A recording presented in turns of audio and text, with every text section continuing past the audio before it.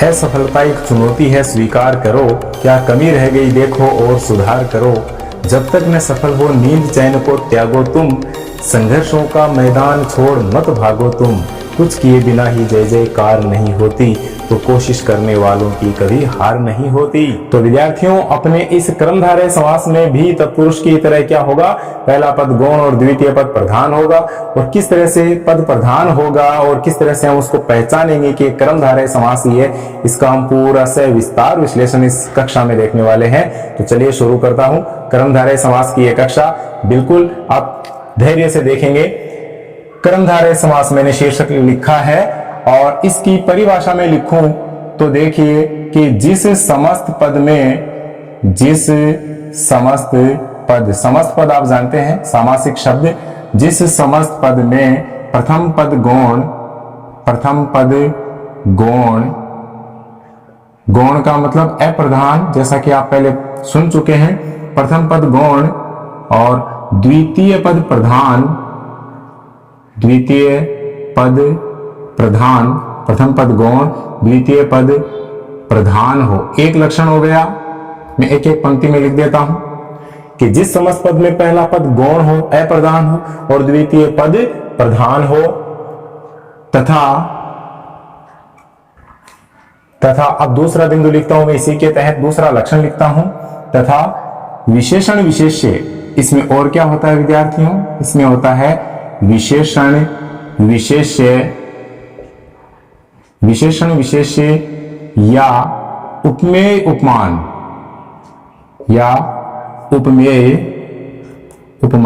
ये क्या है ये भी मैं बताने वाला हूं आपको। बहुत से विद्यार्थियों की ये भ्रम बना रहता है कि कौन सा उपमेय है और कौन सा उपमान है। साहित्य की वस्तु है और भाषा की बहुत ही मुख्य विषय वस्तु जिसको हम कह सकते हैं कि विशेषण विशेष्य या उपमेय उपमान का संबंध हो। समस्त पद में क्या होता है, विशेषण विशेष्य और उपमेय उपमान का संबंध होता है। और अब हम इसका तीसरा लक्षण देखें तो क्या होगा क्रमधारय समास का, विग्रह करने पर। विद्यार्थियों, विग्रह करने पर समास का विग्रह होता है और संधि का विच्छेद होता है। विग्रह करने पर देखिए कौन कौन से शब्द कहें तो विभक्ति के रूप में आते हैं। है जो, एक है जिसका, जिसकी, जिसके ऐसे हो सकते हैं। है जिसका, एक अवतरण चिन्ह लगा रहा हूं मैं, एकल अवतरण चिन्ह। है जो, है जिसका, के समान,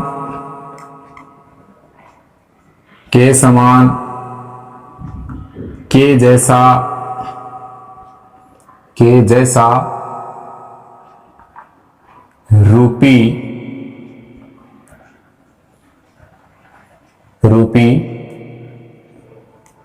इत्यादि शब्द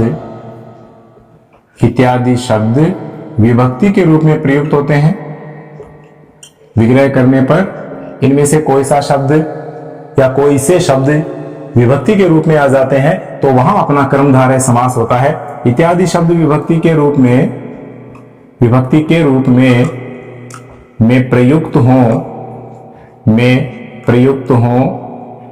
प्रयुक्त होते हो तो इसको आगे बढ़ा दो कि वहां क्रमधारय समास होता है। ये इतनी सी परिभाषा बन गई विद्यार्थियों अपने क्रमधारय समास की। अब हम देखने वाले हैं कि पहला वाक्य लिखा है कि प्रथम पद गौण और द्वितीय पद प्रधान हो। कैसे हम पता लगाएं कि कौन सा पद प्रधान है। जैसा कि मैंने समास के शुरू में आपको बताया पद की प्रधानता के आधार पर जैसे ही हमने समासों का विभाजन किया था, भेद उपभेद निकाले थे, तो उस समय हमने चर्चा की थी कि जब किसी भी समस्त पद में जब दो शब्द होते हैं और उनका वाक्य में प्रयोग करते हैं, उनके साथ वाक्य में कोई क्रिया जुड़ती है, तो उस क्रिया का लिंग वचन, क्रिया का स्त्रीलिंग, पुल्लिंग, क्रिया का एक वचन, बहुवचन कौन से पद के आधार पर परिवर्तित होता है, बनता है, उसी पद को हम प्रधान पद कहते हैं। देखिए प्रथम पद गौण है और द्वितीय पद प्रधान है। मैं क्रमधारय समास के दो छोटे छोटे उदाहरण लेता हूं जिससे हमें समझ में आएगा कि इसमें कौन सा पद प्रधान है। एक शब्द हम लेते हैं नवयुवक। नवयुवक बोला, नवयुवक बोला, छोटा सा हमने ले लिया, नवयुवक बोला। अब ये जो है ये कर्मधारय समास है और ये बोलना क्या है, ये है क्रिया। इसको मैं लिखूं कि ये क्रिया है। अब ये क्रिया किस में है, ये क्रिया पुल्लिंग में है। नवयुवक बोला, इसमें किसके आधार पर ये क्रिया है, ये नव, नव का मतलब नया या नव है जो, और युवक दूसरा शब्द हो गया। अब ये नव तो क्या है विद्यार्थियों, ये नव तो है विशेषण, और ये युवक क्या है, ये है विशेष्य। इसको मैं लिखूं तो ये क्या है, विशेष्य है। नव युवक बोला। अब ये बोला जो क्रिया है ये पुल्लिंग में है, ये किसके आधार पर है, ये इस नव, इस विशेषण यानी पहले पद के आधार पर नहीं है। ये हो गया पहला पद और ये हो गया दूसरा पद, बल्कि ये क्रिया, बोला जो क्रिया है वह किसके आधार पर है, इस युवक यानी दूसरे पद के लिंग के आधार पर। ये भी पुल्लिंग में है, युवक पुल्लिंग है तो बोला भी पुल्लिंग है। अब इसकी जगह है एक दूसरा उदाहरण रखकर देखते हैं, नव युवती। नव युवती बोली। देखिए कर्मधारय समास विद्यार्थियों, ये क्रिया किस में है, ये क्रिया स्त्रीलिंग में है। किसके कारण, युवती के कारण, न कि नव के कारण। ये नव पहला पद और ये युवती दूसरा पद। नव क्या है, ये नव है विशेषण, नव है विशेषण है, नव है जो युवती।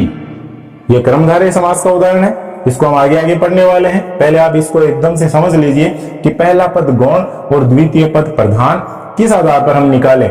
नवयुवती बोली। अब ये क्रिया स्त्रीलिंग में एक वचन में है, किसके आधार पर है, ये युवती के आधार पर है, और युवती क्या है, विशेष्य। और यहां युवती कौन सा पद है, युवती दूसरा पद है। तो पहला पद क्या है, गौण है। क्यों, क्योंकि इसके आधार पर क्रिया निर्मित नहीं हो रही है, बल्कि क्रिया किससे प्रभावित है, क्रिया दूसरे पद से प्रभावित है, इसलिए दूसरा पद क्या है विद्यार्थियों, प्रधान है। इस तरह से हम क्या निकाल सकते हैं कि कौन सा पद गौण है और कौन सा पद प्रधान है। तो कर्मधारय समास में प्रथम पद गौण और द्वितीय पद प्रधान होता है। अब हम लेते हैं दूसरा कि विशेषण विशेष्य और उपमेय उपमान का संबंध इसमें पाया जाता है। क्या होता है ये विशेषण विशेष्य और क्या होता है उपमेय उपमान, बताता हूं। देखिए विशेषण, जैसा कि हम व्याकरण में पढ़ते हैं कि विशेषण का अर्थ होता है विशेषता बताने वाला, विशेषता बताने वाला। बिल्कुल सरल, लेकिन इसको शब्द में, समस्त पद में समझना जरूरी है। और विशेष्य विद्यार्थियों, विशेष्य होता है जिसकी विशेषता बताई जाए, जिसकी विशेषता बताई जाए, विशेषता बताई जाए।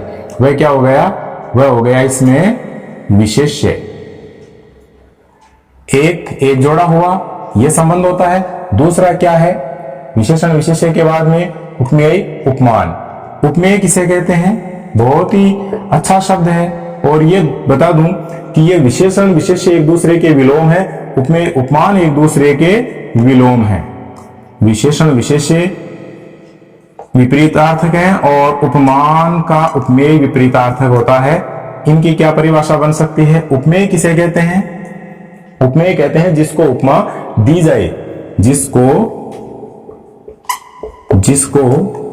उपमा दी जाए, जिसको उपमा। उपमा क्या होती है, उपमा अलंकार आपने कभी पढ़ा सुना होगा। जिसको उपमा दी जाए यानी ये कहें कि जिसकी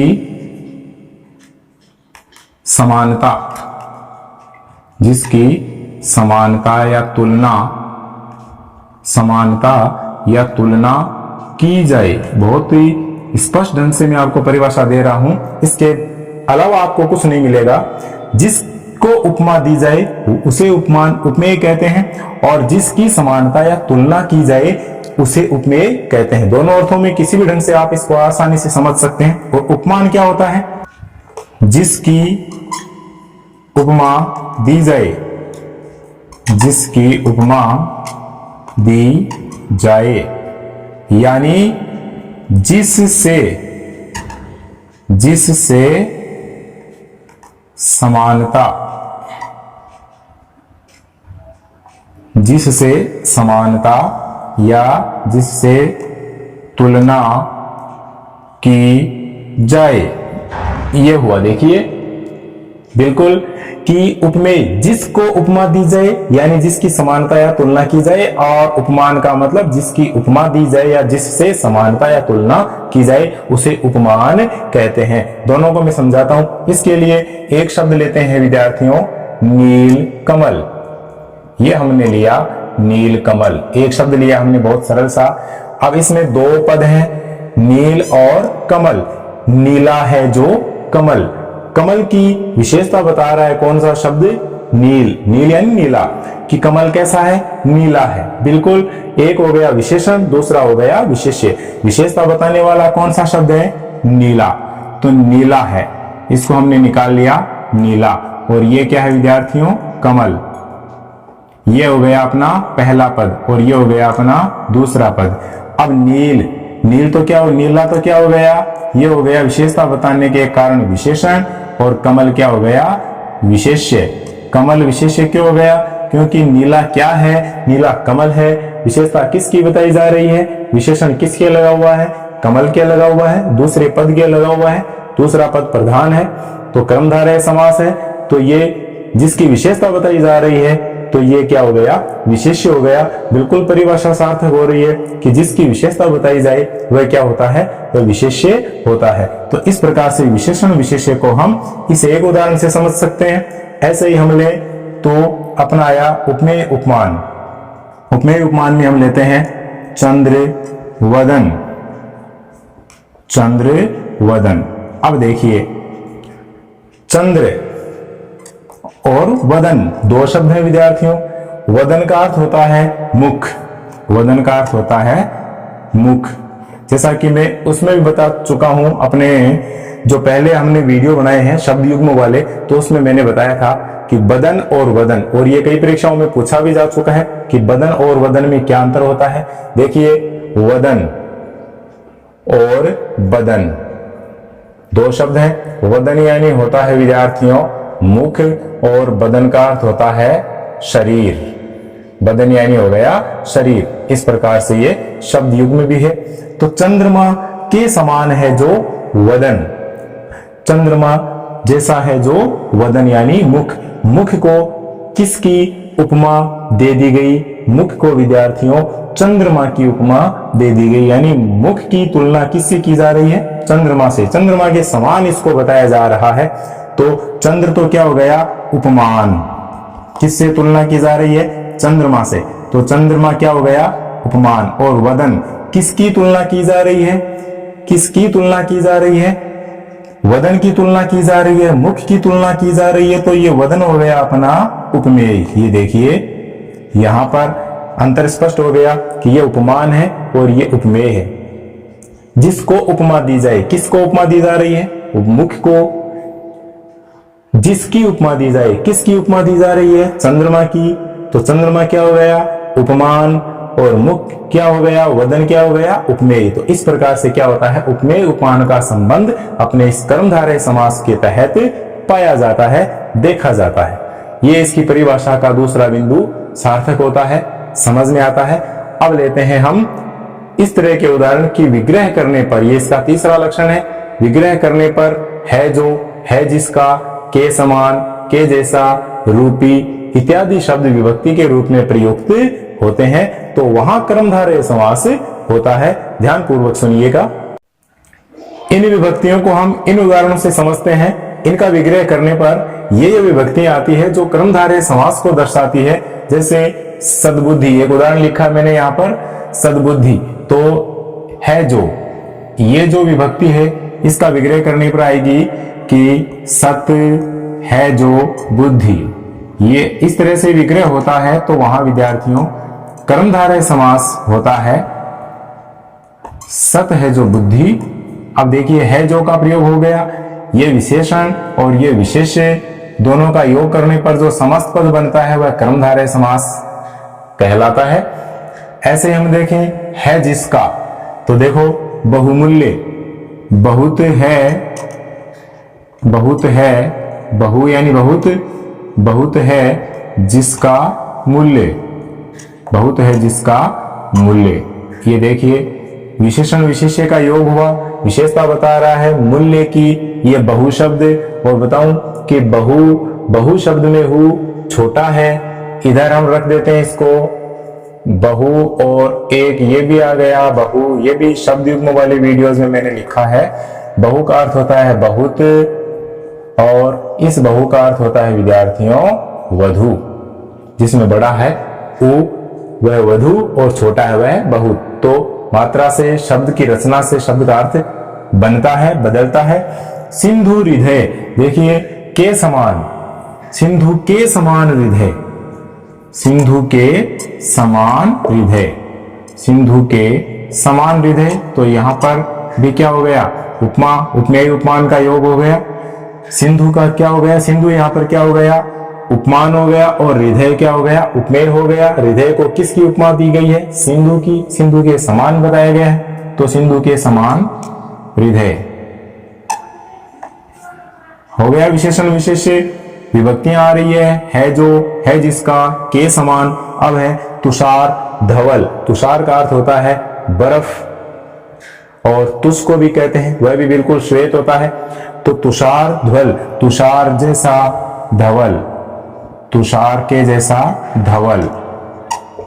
तो यहां पर किसके समान बताया गया है, यहां पर तुषार के समान बताया गया है। और क्या हो गया, ये बिल्कुल विशेषण विशेष्य का योग हो गया। अब इसमें देखते हैं संसार सागर, इसमें के जैसा का प्रयोग हुआ, और इसमें हो जाएगा अपने अंतिम के जैसा के बाद में विद्यार्थियों जो विभक्ति रखी है रूपी, इसका विग्रह करेंगे तो इसमें क्या आ जाएगा, रूपी आ जाएगा। संसार रूपी सागर, संसार रूपी सागर। तो दो चीजें आई, एक तो उपमा और एक रूपक। एक तो उपमा आया है, उपमा अलंकार, और एक साथ में आया है रूपक। इन दोनों में कहे तो अपना कौन सा समास होता है, कर्मधारय समास होता है। जब दो शब्दों का विग्रह करने पर रूपी आता है और के समान आता है, तब वहां पर एक में उपमा अलंकार होता है। के समान जहां आ जाए वहां उपमा अलंकार होता है, और रूपी आ जाए वहां रूपक अलंकार होता है। इसमें क्या होता है, इसमें भी विशेषण विशेष्य, इसमें भी विशेषण विशेष्य, इसमें भी उपमेय उपमान है, और इसमें भी उपमेय उपमान है। ठीक है। अब संसार को किसका रूप दिया है, सागर का। तो यहां पर एक वस्तु को दूसरी का रूप प्रदान कर दिया गया, वहां रूपक अलंकार। और जब एक वस्तु की तुलना की समानता उससे मिलती जुलती दूसरी वस्तु से की जाए तो विद्यार्थियों वहां अपना उपमा अलंकार होता है। तो इस प्रकार यहां पर समास एक ही होगा, कर्मधारय समास होगा, जो कि अपने सामने स्पष्ट है। इस प्रकार से इन उदाहरणों के द्वारा हम इस परिभाषा का विश्लेषण सरलता पूर्वक समझ चुके हैं। अब हम इनके भेदों को और इसकी विशेष बातों को लेंगे। भेदों से मतलब कि इसको किस तरह से, किसी शब्द में पहले विशेषण विशेष्य होता है, किसी में विशेषण पहले होता है विशेष्य बाद में होता है, किसी में उपमेय उपमान में उपमेय उपमान दोनों का संबंध होता है, और उपमेय पहले होता है, किसी में उपमान पहले होता है।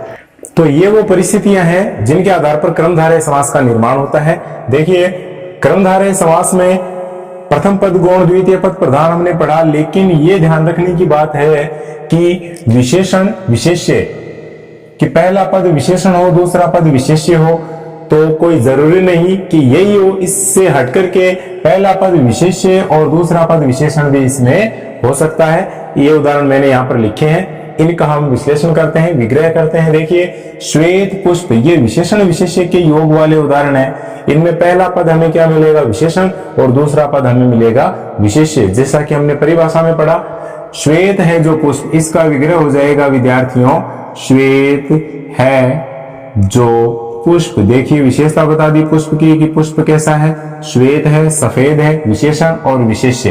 पूर्णांक, पूर्ण है जो अंक, पूर्ण है जो अंक, पूर्ण है जो अंक, लघुतर, लघु है जो उत्तर, लघुतर। इसमें दीर्घ स्वर संधि है।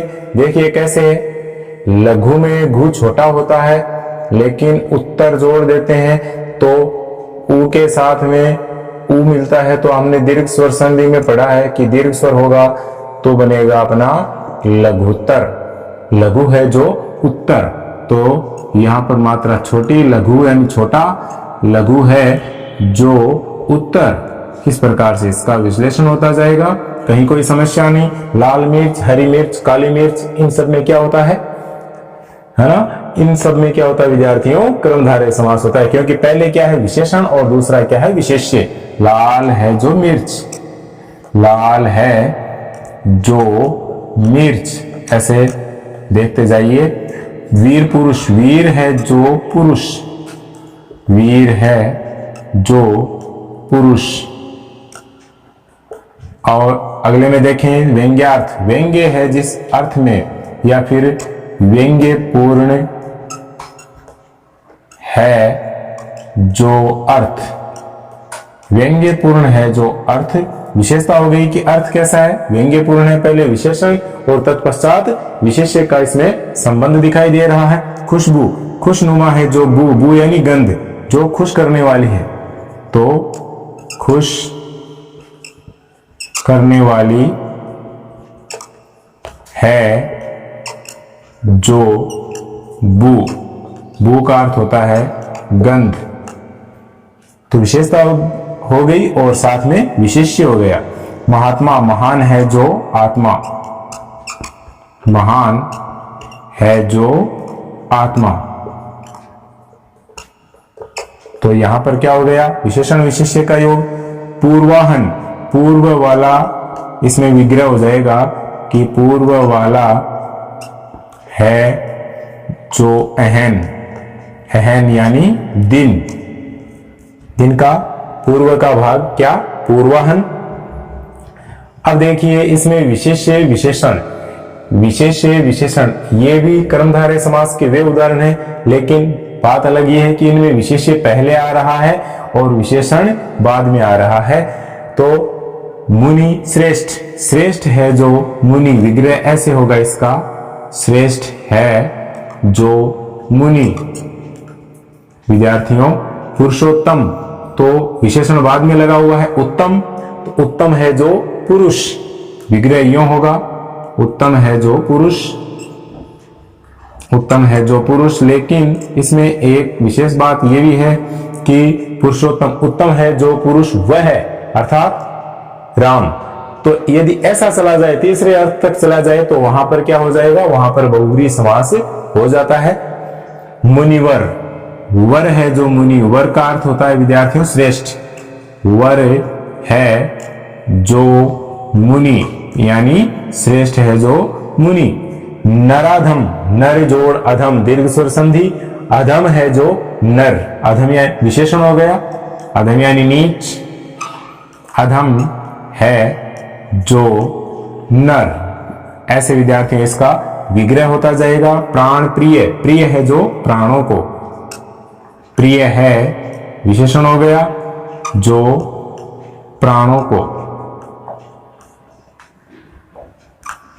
कुछ इसका विग्रह ऐसे भी करते हैं कि प्राणों के समान प्रिय है जो, लेकिन बात क्या है, बात यह है कि प्रिय क्या हो गया, विशेषण हो गया, और प्राण यहां क्या हो गए, प्राण हो गए विशेष्य। तो इस प्रकार विशेष्य विशेषण का योग है, तो इसमें क्या होगा, कर्मधारय समास होगा अपना। और ये बहुत ही सरल उदाहरण है, परीक्षा में आते हैं थोड़े जटिल बन जाते हैं, यदि पढ़ा हुआ तो बिल्कुल सरल बने रहेंगे, कभी कोई प्रश्न चिन्ह नहीं लगेगा।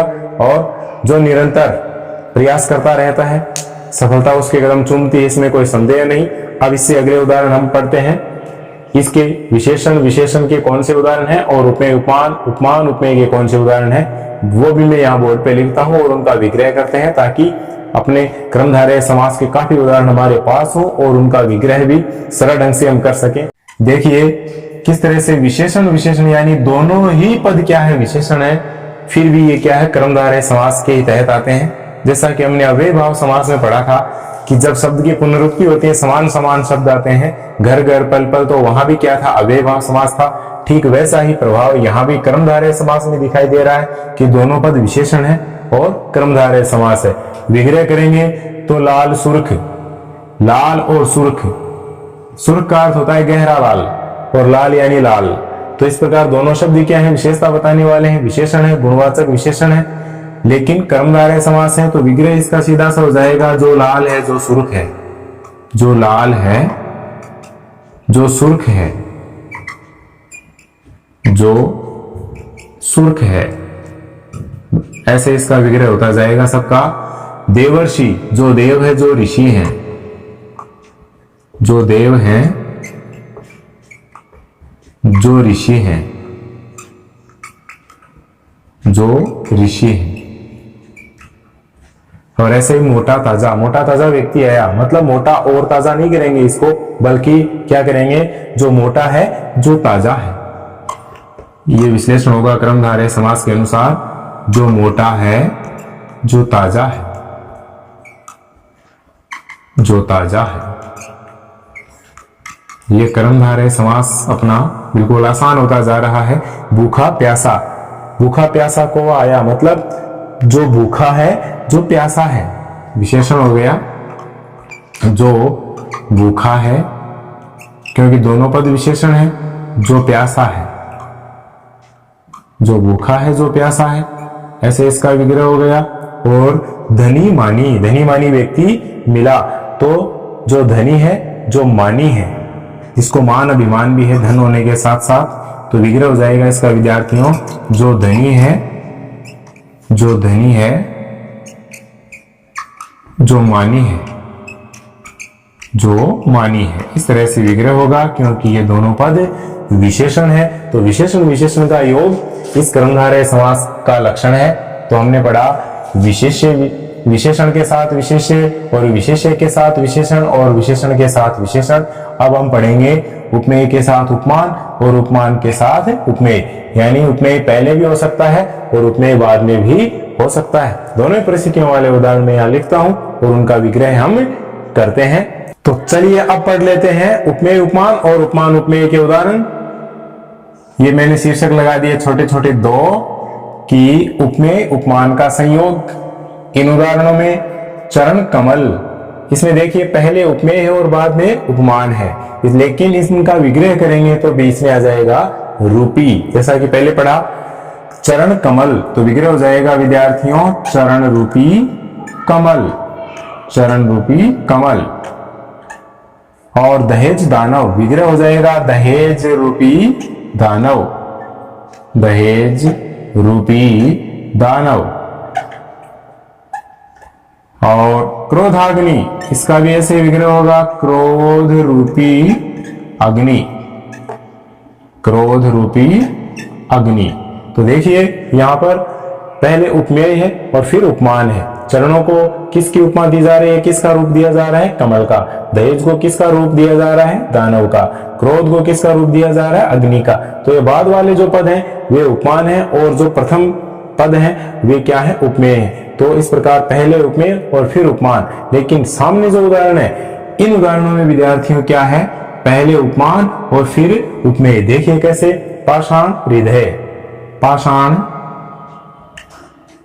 के समान हृदय, इसका विग्रह ऐसे होगा पाषाण के समान हृदय। यहां हृदय को किसके समान बताया है, पाषाण के। हृदय को किसकी उपमा दी है, पाषाण की, पत्थर की। तो पहले तो क्या गया आपका उपमान और बाद में क्या गया, उपमेय। तो इस तरह के शब्दों में क्या है, उपमान और उपमेय का संबंध दिखाई देता है। और ये कर्मधारय समास है। कमल नयन, कमल के समान नयन, कमल के समान नयन, कमल के समान नयन। और चंद्रमुख, चंद्रमा के समान मुख, और मुख चंद्र तो मुख रूपी चंद्र। तो क्या हुआ कि चंद्रमा के समान मुख, चंद्रमा के समान मुख हो जाएगा। इस तरह से इसका विग्रह हो रहा है। और ये विग्रह है उपमान और उपमेय का संबंध बता रहा है। तो इस तरह से विशेषण और विशेष्य साथ ही साथ उपमेय और उपमान, इस प्रकार कर्मधारय समास की जो अलग अलग परिस्थितियां हैं इनका सविस्तार मैंने आपको अध्ययन कराया है। आशा करता हूं कि ये सारी बातें, ये सारा विश्लेषण आपके समझ में आया होगा। बिल्कुल निश्चित रूप से आप कमेंट में अपने विचार लिखें और साथ ही साथ अपने साथियों को भी ये शेयर करें। ये निचोड़ के रूप में आपके सामने पेश किया गया है, तो क्यों ना आप इसका अध्ययन करें और सफलता अर्जित करें। इसी आशा और विश्वास के साथ जय हिंद। मिलते हैं अगले समास के साथ अगले वीडियो में।